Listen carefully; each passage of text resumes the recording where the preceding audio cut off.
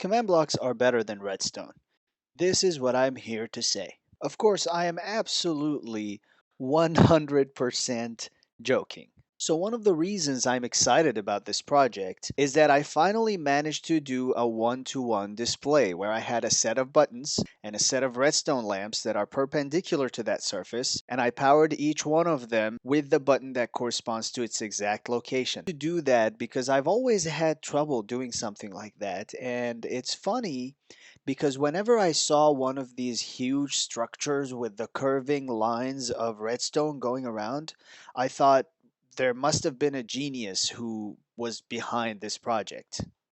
But as soon as I wired the first button, which was the top left one, to the top left light, I immediately realized why they had to do that. Because this is Minecraft and not the real world, each cable or each connection is actually a whole block wide, which means that if you want things not to overlap and if you want things to go on their own separate lines, you're going to have to stagger each layer of wires, basically. So each connection or each button is going to have to go farther on each turn in order to be able to get to the equivalent redstone lamp in the shortest amount of time. Now, this may sound like a bunch of gibberish, but if you go and try, like just put four buttons and four redstone lamps in front of them and try to connect to each one of them there, and you'll immediately realize what I'm talking about here. In this situation, and because I'm a beginner building any kind of display, this really was my first functional one-to-one display, I took the easiest path. The easiest path means that I used redstone lamps and observers, and no other redstone components.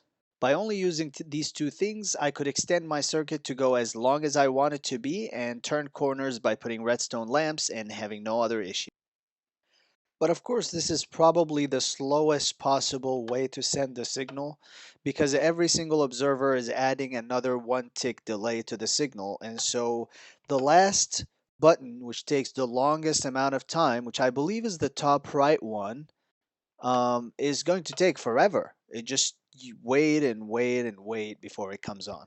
This also taught me some interesting mechanics on delivering power to very specific redstone lamp and also avoiding contact between parallel lines. That was also one of the reasons for the staggering because you can't have lamps sitting next to each other because a lot of times the power will get through and power the next lamp. So there were a lot of interesting things to learn, and I think that if you like redstone at all or if you're interested in learning, this is probably a good thing to try to do. Of course, once I was done with this, I looked at it and I thought this would probably take me half a minute to build with command blocks. I tried it and it took a little more than that. Maybe it was 15 minutes, but here it is. When I saw this result, and before this, I was never, I always thought that command blocks were just kind of an easy alternative where you can paste commands and program your way out of building a complex redstone circuit. But this made me think that maybe command blocks are the quantum computing of this world and redstone is the electricity. So, in that sense, there are some crazy things that can be created with these command blocks. It's just that it's a completely different beast. And if you're doing that, sometimes it doesn't really feel like you're playing Minecraft because you have this window and you're typing text in it. Essentially, with the command block, there is almost no delay. It doesn't look like there is any delay, really. So the moment I click the button, it's coming on and off. Instant communication. While that other one takes so long and it has to stagger, and so there will be different processing times for different buttons. So right here, you can immediately see the advantage. Now, of course, this might reflect how much of a beginner I am at regular redstone, making it this slow, or making it stagger because there are probably better way of building it. But either way, this helped me understand a lot of things, and I'm really glad that I decided to do the one-to-one display.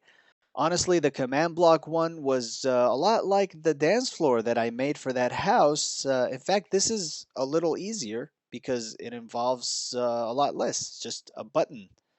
So, yeah, I believe this is all I wanted to show you regarding this one-to-one display, which is the first thing I've ever built that looks like a computer, which makes me really proud. If you have enjoyed this video, Please subscribe and hit the bell so you see my next video. And thank you for watching.